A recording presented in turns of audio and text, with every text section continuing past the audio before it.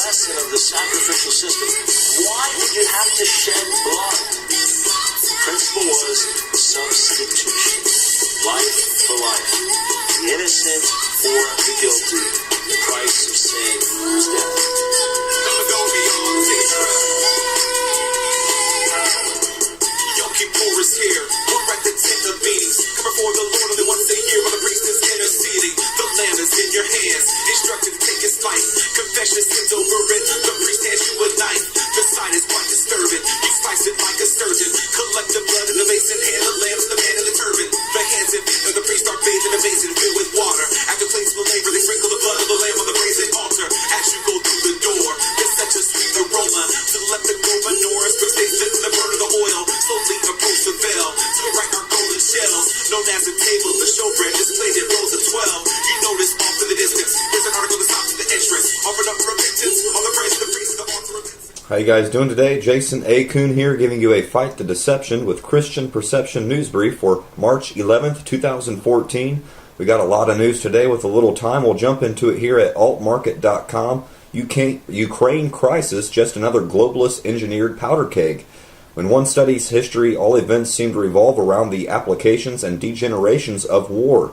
Great feats of human understanding, realization, and enlightenment barely register in the mental footnotes of the average person. War is what we remember, idealize, and aggrandize, which is why war is the tool most often exploited by oligarchy to distract the masses while it centralizes power. With the exception of a few revolutions, most wars are instigated and controlled by financial elites, manipulating governments on both sides of the game to produce a preconceived result. The rise of National Socialism in Germany, for instance, was largely funded by corporate entities based in the U.S., including Rockefeller giant Standard Oil, J.P. Morgan, and even IBM, which built the collating machines specifically used to organize Nazi extermination camps. The same machines IBM representatives serviced on site as places like Auschwitz. As a public figure, Adolf Hitler was considered a joke by most people in German society, until, of course, the Nazi Party received incredible levels of corporate investment. This aid was most evident in what came to be known as the Kepler Fund, created through the Kepler Circle, a group of interest with contacts largely based in the United States. George W. Bush's grandfather, Prescott Bush, used his position as director of the New York-based Union Banking Corporation to launder money for the Third Reich throughout the war. After being exposed and charged for trading with the enemy, the case against Bush magically disappeared into a puff of smoke, and the Bush family went on to become one of the most powerful political forces in America. Without the aid of international conglomerates, the banks, the Third Reich would have never risen to power. The rise of communism in Russia through the Bolshevik Revolution was no different, as outlined in Professor Anthony Sutton's book Wall Street and the Bolshevik Revolution, with vast detail and irrefutable supporting evidence. It was globalist financiers that created the social petri dish in which communist takeover flourished, the same financiers that aided the Nazis. Two sides, National Socialism and Communism, were essentially identical despotic government structures conjured by the same group of elites. These two sides, these two fraudulent ideologies, were then pitted against each other in an engineered conflict that we now call World War II, resulting in an estimated 48 million casualties globally and the ultimate formation of the United Nations, a precursor to world government. Every major international crisis for the past century or more has ended with an even greater consolidation of world power into the hands of a few, and this is no accident. We'll move on here to en.ria.ru. Ousted Ukrainian president warns of civil war. Ousted Ukrainian President Viktor Yanukovych warned on Tuesday that, quote, dark forces are working to foment civil war in the troubled former Soviet nation.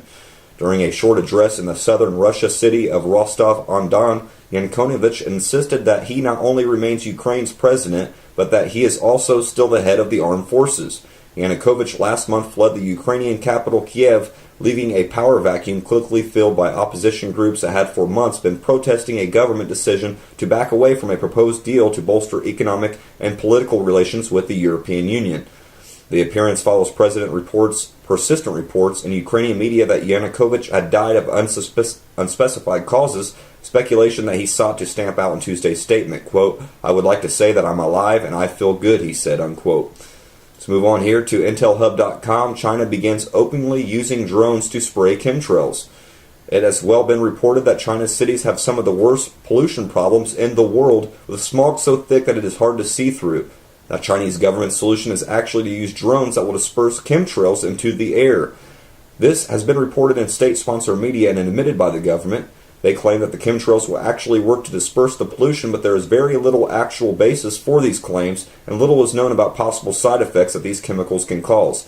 The operation is led by China Meteorological Administration. The unmanned aerial vehicle, produced by a subsidiary of the state-owned aviation giant Aviation Industry Corp of China, are said to, quote, disperses fog and smog by releasing a, quote, chemtrail or chemical catalyst, unquote, state news agencies Xinhua reported on Sunday.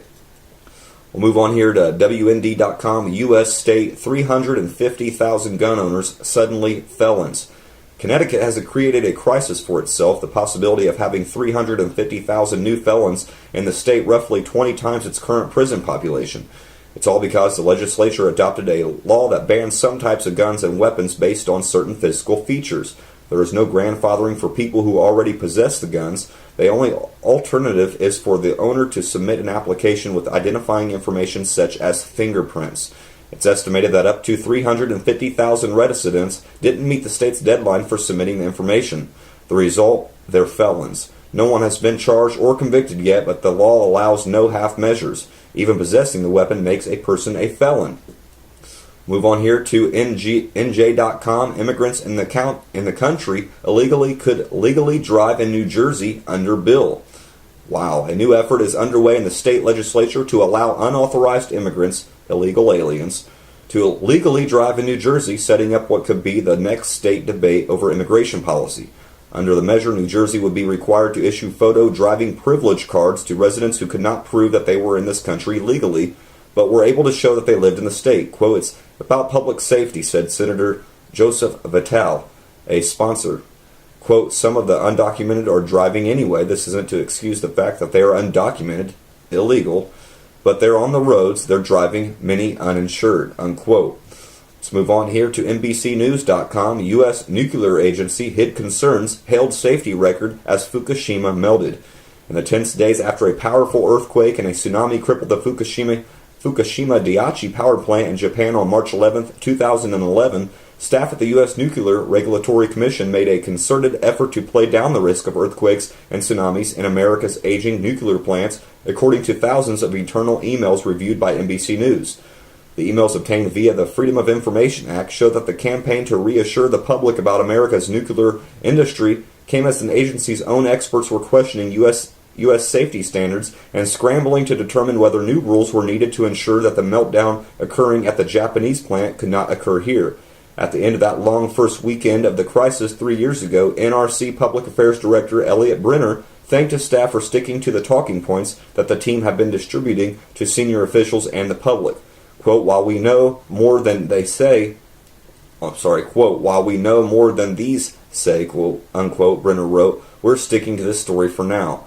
There are numerous examples in the emails of apparent misdirection or concealment in the initial weeks after the Japanese plant was devastated by a 9.0 earthquake and a 50-foot tsunami that knocked out power and cooling systems at the 6th reactor plant, eventually causing releases of radioactive material. Let's move on here to independent.co.uk. Space debris orbiting Earth to be destroyed with giant lasers fired from Australia. Wow, scientists in Australia say they have begun work on a project that will see lasers fired from Earth to blast away thousands of tons of space debris orbiting our planet. Though it sounds like a plan taken straight from science fiction, researchers at the Australian National University have been given a very real grant of $20 million. Alongside $40 million of private investment, it will allow the team to set up as a corporate research center a state-of-the-art observatory building lasers which will initially track tiny pieces of debris. The ultimate goal of actually destroying some of the estimated 300,000 pieces of orbital rubbish could be working within the next 10 years, said Matthew Collis, director of ANU's Research School of Astronomy and Astrophysics. Quote, it's important that it's possible on the scale. It's important that it's possible on that scale because there's so much space junk up there. Unquote, he said. Let's move on to the last article of the day. This is from John Rappaport's WordPress.com. Nixon, Rockefeller, IG Farben, and global control. To learn why Richard Nixon was really blown out of the White House, you could begin with the infamous Nazi chemical pharmaceutical cartel IG Farben, the cartel that pushed Hitler over the top into power in Germany. One of its lasting legacies is the multinational corporation expanded to titanic proportions. Farben didn't just buy smaller companies, it forged favorable agreements with huge corporations all over the world. Standard Oil, Rockefeller, Roan, Polinic, Imperial Chemical Industries, DuPont, and Dow. During World War II, Josiah Du Bois, representing the U.S. federal government, was sent on a fact-finding mission to Guatemala. His comment, quote, "As far as I can tell, the country is a wholly owned subsidiary of Farben," unquote. What Farben stood for was an attempt to remake the planet in terms of power. Farben held important cards. It employed brilliant chemists who in some ways were far ahead of its competitors. Farben was all about synthetics, rubber oil, dyes, and pharmaceuticals. Farben saw itself as a modern version of the old alchemists, transforming one substance into another. It came to believe that with enough time, it would be able to make anything from anything, and envisioned labs in which basic chemical facts would be changed so that in practice elements would virtually be interchangeable. This paralleled the Nazis' obsession to discover the lost secrets of the mythical Aryan race and then reconstitute it with a selective breeding, genetic engineering, and of course the mass number of lesser peoples. On one level, there was the idea of chemical transformations, and on another level, the transformation of the human species. Farben had prisoners shipped from Auschwitz to its nearby facility where horrendous medical pharmaceutical experiments were carried out on them. At the end of World War II, the Farben executives were put on trial, and despite the efforts of Telford Taylor, the chief U.S. prosecutor, the sentence handed out were light. There was a reason for this. A new world was coming into being, and megacorporations and cartels were at the heart of it. They would be the engines driving the global economy and pillaging the natural resources of the planet. It was colonialism with a different face, the East India Company running on technology and industry and planetary reach beyond anything ever attempted. So the Farben moguls and those like them were seen by many as designers of the new peace. Consider the total volume of international trade of goods today. The largest 300 corporations in the world are responsible for an unbelievable percentage of it, as high as 25%. So now you see the reason why these treaties like GATT and NAFTA and CAFTA have been launched. Mega corporations want to roam free. They want to be able to inject money into any entity into the world and suddenly remove it at will. They certainly want to be able to ship goods from one nation to another without paying tariffs, which otherwise would cost them an extraordinary amount of money. For these corporations, nations and borders don't really exist anymore. They are inconvenient fictions. These corporations don't want any restrictions on their plundering of the global village. That's all the news articles I got for you guys today. I don't want to leave you without the New World Order quote of the day. Quote, "We believe we are creating the beginning of a new world order coming out of the collapse of the U.S.-Soviet antagonisms." That's from Brent Scrowcroft, August 1990, quoted in the Washington Post, May 1991. I don't want to leave you without the proverb of the day. This is Proverbs 3:35, King James only. "The wise shall inherit glory, but shame shall be the promotion of the fools." That's all the quotes, articles I got for you guys today. I'll leave you off with the song I brought you in on. This is by Hazakim. This is titled A Salvation Plan. Now, without the slightest sound, you know God can mow you down, cause you stand on holy ground. See the mercy seat laced with the plated covering, golden cherubims hovering on the ark of the covenant. The roof's consumed with holy doom is where God's wrath abides. All your iniquities are cast aside, now God's wrath is satisfied. A to the L to the V, A T to the I-O-N, and from the Golden 10, blood of the innocent rules for sin. It's salvation, it's the salvation plan. The fulfillment and the blood of the Lamb. That's the A to the L to the V, A T to the I-O-N, and from the Golden 10, blood of the innocent rules for sin. It's salvation, it's the salvation plan.